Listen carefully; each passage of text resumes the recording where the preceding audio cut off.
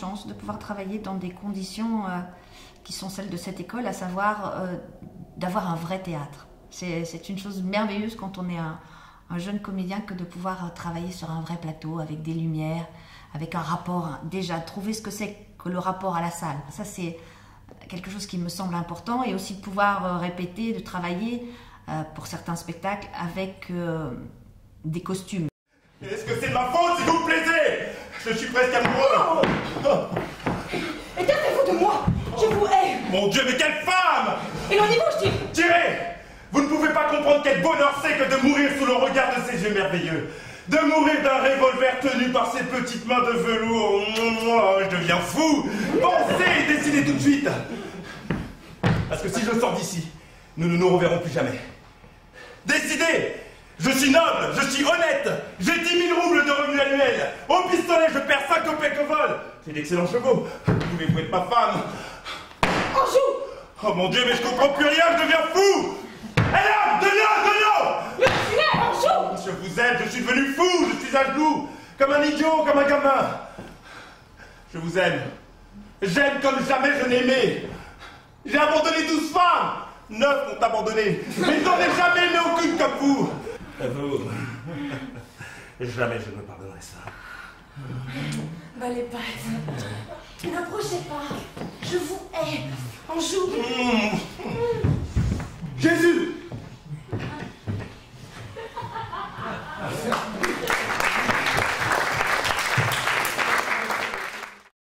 De pouvoir comme ça présenter un spectacle devant un public quel qu'il soit, c'est déjà la réalité du métier. Dans cette école, il y a à la fois des classes ouvertes à la fin de chaque semestre, et puis aussi des spectacles. La différence entre la classe ouverte et le spectacle est peut-être un petit peu infime. Disons que la classe ouverte, c'est une fois, et le spectacle, ils ont la possibilité et la chance de pouvoir jouer plusieurs fois. Ça me semble une chose très importante, parce que dans ce métier, sans arrêt, on est confronté à ces moments où il faut être là à un moment précis. Que ce soit tout bêtement en commençant par un casting, il faut qu'on appréhende le track de ce casting et il faut être prêt à la seconde où le directeur ou la directrice de casting nous demande d'y aller. J'ai la chance, parce que pour moi je considère que c'est une chance justement de les faire travailler en théâtre sur les spectacles, que ce soit en théâtre contemporain. Essayer de leur faire découvrir un maximum d'auteurs, d'ouvrir leur curiosité, pas seulement sur les auteurs d'ailleurs, mais sur tout ce qui fait qu'on va nourrir un personnage. Mais vous excusez pas, c'est très rare un homme qui pleure. Je vous en prie, non pas non plus. Continuez, moi. Pour moi, ça me fait un effet de vous voir pleurer. Moi aussi, ça me remue.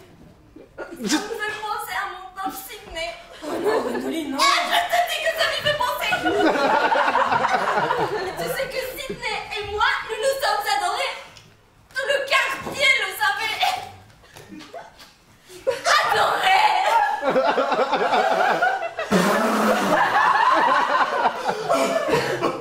6 mois. Tu peux parler, toi, avec Georges? Ça c'est vrai.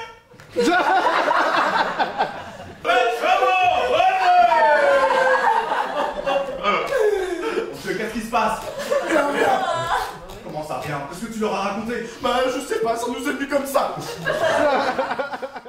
Bien sûr, Tchekhov aussi, parce que peut-être dans quelques œuvres, toute l'humanité est concentrée. Qui peut le plus, peut le moins. Donc quand ils auront commencé à toucher du doigt ces personnages, alors après, jouer dans une sitcom sur TF1, bah, c'est plus facile, quoi.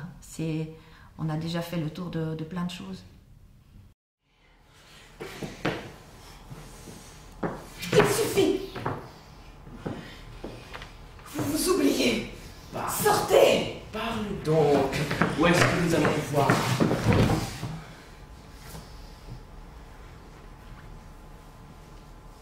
Tu vois, c'est obligé. Il faut qu'on se voie. Arrêtez. Parlez-moi. Non, non, non. Moi, peut-être que tu sois amoureux de la professoresse. maîtresse. Elle est mon amie. Déjà? Que veut dire ce déjà? Ah, une femme ne peut être l'amie d'un homme que dans l'ordre suivant. D'abord, connaissance, ensuite, maîtresse, et pour finir, amie. Philosophie de rustre. Comment? Ouais. Je suis un rustre. Pour autant qu'on ait de méthodes, pour autant que bien sûr on connaisse toutes ces méthodes, il arrive toujours un moment où on doit les dépasser et les oublier juste pour leur permettre à eux de franchir le gué. Parce que ce métier, ils vont parfois se trouver face à des directeurs d'acteurs et ce sera merveilleux, ils seront soutenus, ils seront dirigés, ils seront accompagnés. Mais la plupart du temps, ils vont se retrouver parfois face à des metteurs en scène, parfois face à de grands réalisateurs, mais pas toujours des directeurs d'acteurs. Et ce sera à eux d'apporter leur travail, leur touche, leur couleur. Donnez-moi une pause d'extrême insouciance. Et vous, Julia, prenez aussi une pause insouciante. Bon, rendons-nous chez le joaillier. Je vous achèterai une bague d'une valeur inestimable. Bon. Emportez-nous.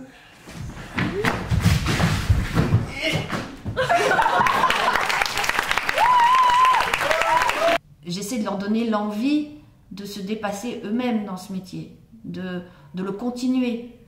Non pas de se dire « Ah, c'est bien, je vais tourner la semaine prochaine dans un truc et... Non, non. Je voudrais qu'ils aient l'envie de se dire « Je suis encore là dans 20 ans, je suis encore là dans 30 ans, donc mon métier, je vais le construire, le bâtir. Et je pourrais le faire toute ma vie. » Ce métier, c'est toute sa vie qu'on l'apprend. Toute sa vie qu'on continue, toute sa vie qu'on le découvre.